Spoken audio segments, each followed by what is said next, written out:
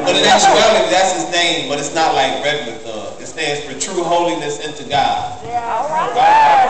Okay, all right. Well, thug, come on up here, Lord. Oh, baby. Yeah.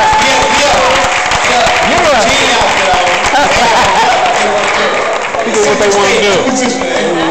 Everybody doing? Just like to talk a little bit about myself. I'm an only child.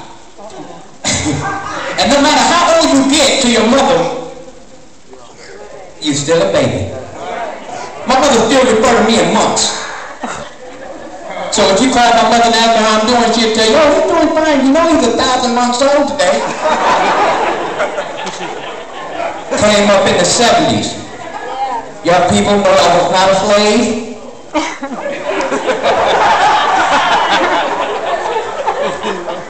But I came up when times was good. I mean, where, you know, where the teachers was not coming on to the students. None never came on to me. Well, there was that one time, but they fired him. I'm just saying. This is the testimony part of the service, isn't it? As you can see, the Lord has broke me off a little unfairly.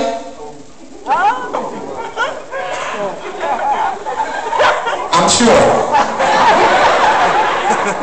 You know, I mean, I'm talking about where you can see my feet on my driver's license. Went to Kings Island the other day, couldn't get on nothing.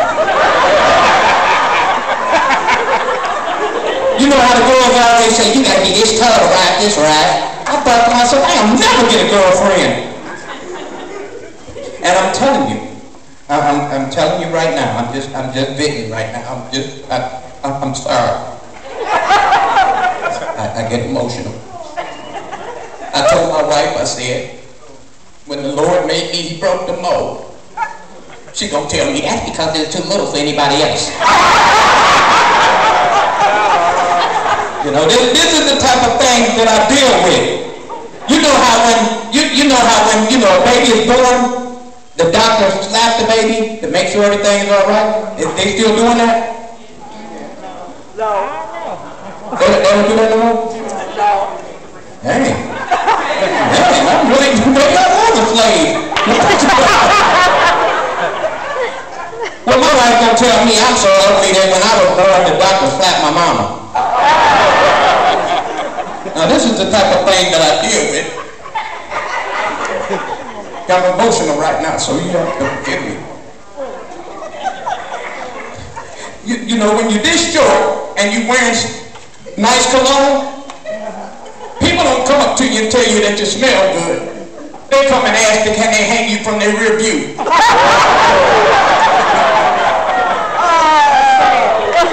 This is the type of thing that I deal with. Grew up in Detroit, like you said. You know, I used to box. That's right. World famous Clark Gym. Home of Tommy Hitman Hearn. Y'all remember him? Tommy Hitman Hearn, yeah. I had a few fights. But I figured out quickly that was not the sport for me. Not for the reasons that y'all may think. Because I didn't like how they introduced me. In the red corner, standing in the middle, 5'4", weighing in at 160 pounds, crying with a snot bubble in his nose. Killer? That's the name I used to go. But then, you know, they used to introduce my opponent better than they did me in my hometown. In the blue corner, standing at 3'4", she simply goes by the name of Sarah.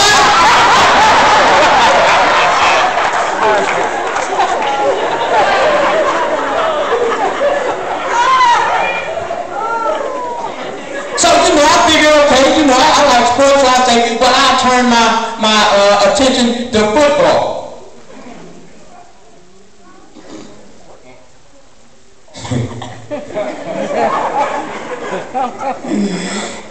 At night, I figured, you know, I'm going to the ground quick. Can't nobody catch me. At 32, running back, crying crying with a snot bubble in his nose. So, okay, I got tired of that. So I went to basketball. Because I can shoot pretty good. I'm low to the ground, quick. Tell you how to catch me. At number 10, point guard. Crying with a snot bubble in his nose. I'm very emotional. This is the testimony part of the service, isn't it? So that's when I went, and I'm not ashamed to tell you, that's when I went to the life of crime. And I had to be the stupidest criminal in the world. And I hung with other stupid criminals. True story. I'm telling you. I'm telling you. Doing a crime, right? Because it ain't nothing like getting a good crime in before the party. Doing a crime. Police must have been watching my boy because they don't even know I'm here. They handcuff him, walking him out, he gonna say, come on, Joe, we caught.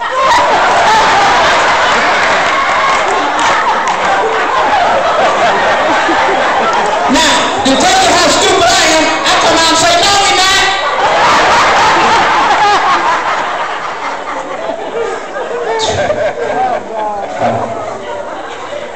Used to be on drugs real bad. I'm not ashamed. Because I've been delivered that over 20 years. My God. My God. I wasn't very smart in that either. I was that brother in the bushes.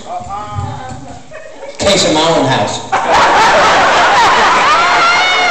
Thinking to myself, this brother never comes home. I'm from Detroit to get up. I don't know how y'all did it in Dayton when you was coming up, but back in Detroit, when we were kids, you know, I used to play, that's my car, that's my car. When you see a nice car ride by, that's my car. Remember that? But in Detroit, in the hood, we played it a little different. We seen a nice car come by, we used to say, that's my dad.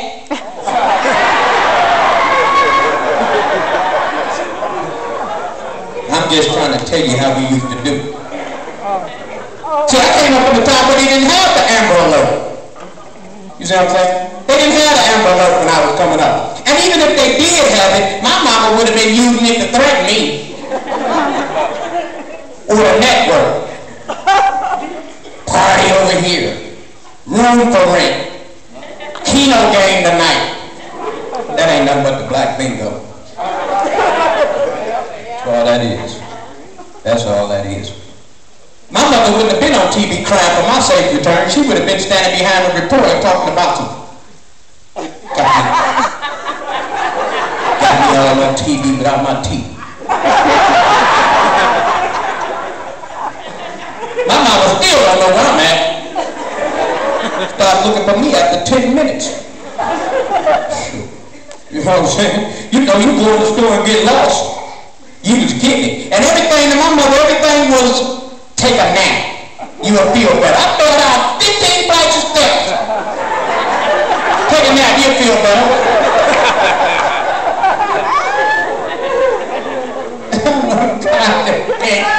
I can't say. Come down, you'll feel better.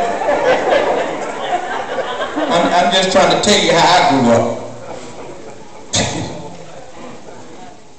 But yeah, like I said, came up in the 70s when things was a little different. You know what I'm saying? You got the young people, and that's what me and my wife do. We minister to young troubled teens. That's our ministry. Divine love. You know, and the kids, they come up to you, they be gay. I remember because I came up in a juvenile facility. And no matter how tough you think you are, somebody is always tougher. I remember coming up and told the guy, yeah, I'm CCW with intent to kill.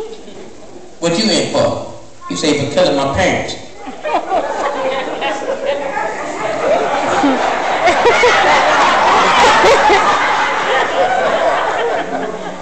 True story. True story. I don't understand that. I mean, no matter how tough you think you is, you know. How many people, let me tell you, I'm going to get out of here, and I just want to know, because I grew up with roaches. Anybody else? Oh, it's just me. It's just in Detroit. Roaches just, no roaches in Dayton. Well, I'm going to tell you. That's all right. That's all right. Keep it to yourself. But I'm going to tell you about the Detroit roach. The Detroit roach is rough, aggressive. The Detroit roach, they hunt us. I remember stepping on a roach in the kitchen, seeing the same roach 2 weeks later in the living room with a cast on. Talking about I'm too legit to quit.